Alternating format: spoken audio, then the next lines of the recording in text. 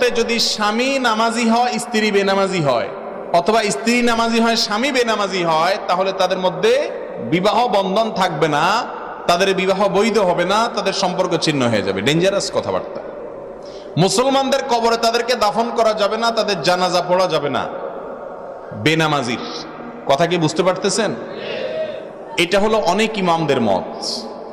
ইমাম আজম আবু হানিফা রহমতুল্লাহ আলাইহির মত হলো, যদি কেউ নামাজ না পড়ে আর তার মনের ভিতরে অপরাধ বোধ থাকে, অপরাধ বোধ বুঝেন তো কি? সে বলতেছে যে আসলে নামাজ তো পড়ি না, কিন্তু পড়া উচিত, এটা অন্যায়, আসলে দোয়া করেন শুরু করব, আসলে ঠিক হচ্ছে না, তার ভিতরে একটা ভয় কাজ করে, স্বীকার করে সে, এরকম যদি হয় তো ইমাম আজম আবু হানিফা রহমতুল্লাহ বলেন সে কাফের হবে না, যেহেতু আল্লাহর প্রতি বিশ্বাসটা তার আছে, সে ফাসেক।